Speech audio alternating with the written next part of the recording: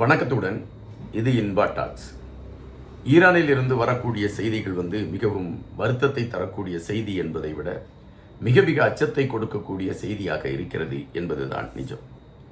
Israel America இரண்டும் இணைந்து Iran மீது நடத்தி கொண்டிருக்கக்கூடிய தாக்குதலுக்கு கடும் கண்டனத்தை தெரிவித்து அமெரிக்காவின் தேசிய பயங்கரவாத எதிர்ப்பு மையத்தின் தலைவரான ஜோ கேனட் அந்த பதவியிலிருந்து விலகி இருக்கிறார்.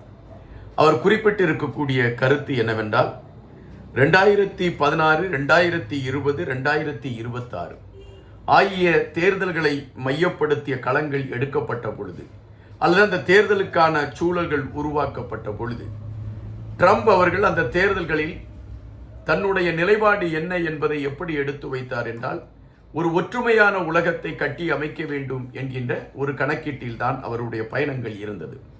அந்நிய நாடுகளின் மீது தேவையற்ற எந்தவிதமான ஒரு மோதல் போக்கையும் கடைபிடிப்பதற்கு அமெரிக்கா விரும்பாது என்று அவர் குறிப்பிட்டார். ஆனால் இன்று ஈரான் மீது நடத்தப்பட்டிருக்கக்கூடிய தாக்குதல் அமெரிக்காவின் தூண்டலில் தான் இஸ்ரேல் அந்த தாக்குதலை ஆரம்பித்தது. நான் 11 முறை போரில் ஈடுபட்டிருக்கின்றேன். இராணுவ வீரராக இருந்த காரணத்தினால் 11 முறை நான் போரில் ஈடுபட்டிருக்கின்றேன். அந்த 11 முறை போரில் ஈடுபட்டிருக்கக்கூடிய நான் என்னுடைய மனைவியை இழந்திருக்கின்றேன்.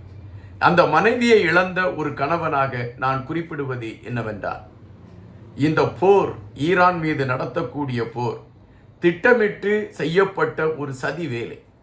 ஈரானின் உள்நாட்டு பிரச்சனைக்குள் அமெரிக்காவை தலையிட வைத்து ட்ரம்ப் அவர்களை மாட்டி வைக்கக்கூடிய களங்களை எடுத்திருக்கிறார்கள். இந்த போர் சார்ந்த விடயங்களில் எனக்கு எந்த விதமான உடன்பாடும் இல்லை. எனவே நான் இந்த பதவியை ராஜினாமா செய்கிறேன். இந்த பதவியை எனக்கு கொடுத்ததே ட்ரம்ப் அவர்கள் தான். நான் இந்த பதவியை ராஜினாமா செய்கிறேன் என்று அறிவித்திருக்கிறார். இது அமெரிக்காவில் ஒரு புகைச்சலை உருவாக்கி கொண்டிருக்கக்கூடிய அதே வேளையில் தான் இன்னொரு செய்தி ஈரானில் இருந்து வெளிவந்தது. அந்த செய்தி என்னவென்றால், ஈரானின் முக்கிய தளபதிகளாக அல்லது தலைவர்களாக இருந்த இருவரை இஸ்ரேல் தாக்கி அல்லது அமெரிக்காவின் இராணுவம் இணைந்து தாக்கி அழித்திருக்கிறது என்கின்ற செய்திதான்.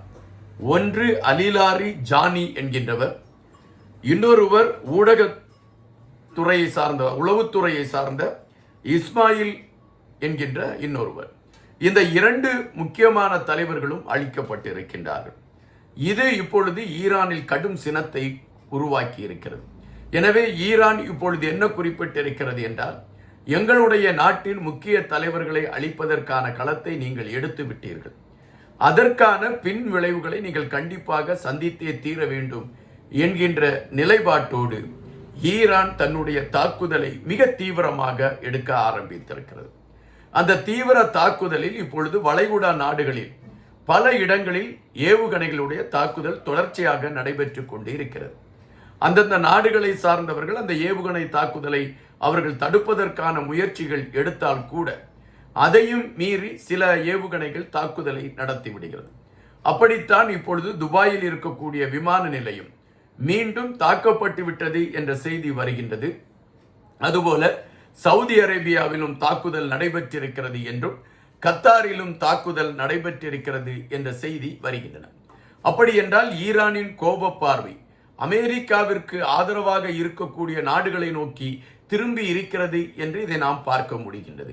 ஆனால் இது ஒருபுறம் இருக்கக்கூடிய அதே வேளையில் ஈரானுக்கு ஆதரவாக இருக்கக்கூடிய தீவிரவாத அமைப்புகள் தங்களுடைய தாக்குதலை நிறுத்தப் போவதில்லை. இந்த 2 தலைவர்களுடைய மரணத்திற்கு இஸ்ரேலும் அமெரிக்காவும் பதில் சொல்லித்தான் தீர வேண்டும் என்கின்ற விடயத்தில் மிகப்பெரிய கோபத்தோடு அவர்கள் இருக்கக்கூடிய ஒரு களத்தை பார்க்க முடிகின்றது. அதற்கான நகர்வுகளை அவர்கள் எடுத்துக்கொண்டிருக்கிறார்கள் என்கின்ற செய்திகள் வருகின்றன. அதே வேளையில் அமெரிக்கா நடத்தி இருக்கக்கூடிய தாக்குதல், அமெரிக்கா அந்த ஜலசந்தி நீரிணையை காப்பாற்றுவதற்கான களத்தை எடுத்துக்கொண்டு 5000 பவுண்ட் வெடிபொருட்களை கொண்டு அங்கு தாக்குதலை நடத்தி இருக்கிறது என்றும் அந்த தாக்குதல்கள் முறியடிக்கப்பட்டிருக்கிறது என்ற செய்தியை ஈரான் சொல்கின்ற அதே வேளையில் அமெரிக்கா இல்லை, நாங்கள் ஹர்முஸ் ஜலசந்தியை காப்பாற்றுவதற்கான களத்தோடு போராட்டம் நடத்தி கொண்டிருக்கின்றோம், அவையில் நாங்கள் கண்டிப்பாக வெற்றி பெறுவோம் என்று அமெரிக்கா அறிவித்துக் கொண்டிருக்கிறது என்பதும் இன்னும் அந்த தாக்குதல்கள் தொடர்ந்து கொண்டிருக்கிறது என்கின்ற ஒரு நிலைப்பாட்டை நம்மால் பார்க்க முடிகின்றது.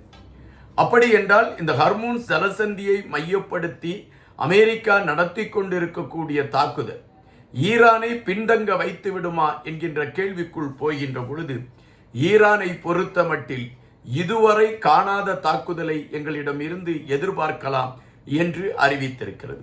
இப்பொழுது ஈரானின் பல பகுதிகளில் இஸ்ரேல் இராணுவமும் அமெரிக்காவும் தாக்குதல் நடத்தி கொண்டிருக்கக்கூடிய சூழலில் அப்பாவி மக்கள் அங்கு பலியாடாக மாற்றப்பட்டு கொண்டிருக்கக்கூடிய களங்கள் ஒருபுறம் இருக்கக்கூடிய அதே வேளையில் அமெரிக்காவுக்கு ஒரு அச்சுறுத்தலை கொடுக்கக்கூடிய களத்தை எடுத்துக்கொண்டு ஈரானும் முன்னேறி கொண்டிருக்கிறது என்கின்ற செய்தி வருகிறது. இது ஒருபுறம் இருக்கக்கூடிய சூழலில் ஒரு அதிர்ச்சி தரக்கூடிய ஒரு புகைப்படம். இந்த புகைப்படத்தை மையப்படுத்திய செய்திகள் தான் இன்று ஊடகத்தில் மிக பிரதானமாக பேசப்படுகிறது. அந்த புகைப்படம் எதனை மையப்படுத்திய புகைப்படம் என்றால், ஒரு மனிதன் பெரும் காயங்கள் ஏற்பட்டு மருத்துவமனையில் சிகிச்சைக்காக அனுமதிக்கப்பட்டிருக்கின்றார். அந்த மனிதருக்கு சுய நினைவில்லை. அவருடைய நெற்றி, கன்னம் போன்ற பகுதிகளெல்லாம் காயங்கள் ஏற்பட்டு அதற்கு சிகிச்சை செய்யப்பட்டு இருக்கிறது. அந்த சிகிச்சைக்கான களங்கள் எடுக்கப்பட்டிருக்கின்றது. அதுபோல அவர் மூச்சு விடுவதற்கு சிரமப்பட்டிருக்கிறார் என்பதை மையப்படுத்தி அவர் சுவாசம் எடுப்பதற்கான குழாய்கள் பொருத்தப்பட்டிருக்கிறது. ஒட்டுமொத்தமாக கோமா நிலையில் இருக்கக்கூடிய ஒரு மனிதருடைய புகைப்படம் வெளியாகி இருக்கின்றன. அந்த புகைப்படம் யாருடைய புகைப்படம் என்கின்ற செய்தி வருகின்றது என்றால், இஸ்ரேலின் பிரதமராக இருக்கக்கூடிய நெதன்யாகுவுடைய புகைப்படம் என்று குறிப்பிடுகின்றார்கள். அது ஏஐ தொழில்நுட்பத்தில் செய்யப்பட்டதா போன்ற ஆய்வுகள் ஒருபுறம் இருக்கக்கூடிய சூழலில் நெதன்யாகு சுயநினைவு இல்லாமல் அவர் மரணத்தோடு போராடி கொண்டிருக்கிறார் என்கின்ற செய்தி அந்த புகைப்படத்தை மையப்படுத்தி பரவ தொடங்கி இருக்கின்றன. அதே வேளையில் ஈரானின் மிக உச்சபட்ச தலைவராக இருக்கக்கூடிய அல்கமேனி அவருடைய மகனும் தாக்குதலுக்கு உட்படுத்தப்பட்டு மாஸ்கோவில் அவர் சிகிச்சைக்கான களங்களை எடுத்துக்கொண்டிருக்கிறார் என்கின்ற செய்திகள் வருகின்றன.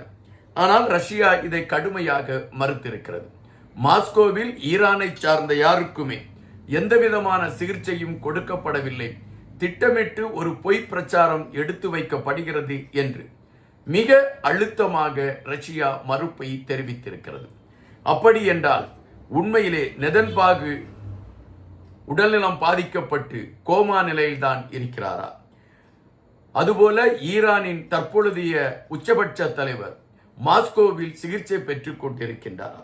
எல்லாமே மிகப்பெரிய குழப்பமாக இருந்து கொண்டிருக்கக்கூடிய இந்த சூழலில் அடுத்தது என்ன நடக்கும் என்பது ஈரானுடைய தாக்குதலை மையப்படுத்திதான் இருக்கிறது என்று அமெரிக்கா குறிப்பிட்டிருக்கிறது. அப்படி என்றால் அடுத்தது என்ன நடக்கப் போகிறது? உலகம் பீதியோடு பார்த்து கொண்டிருக்கிறது என்பதுதான் நிஜம். நன்றியுடன் இன்பா.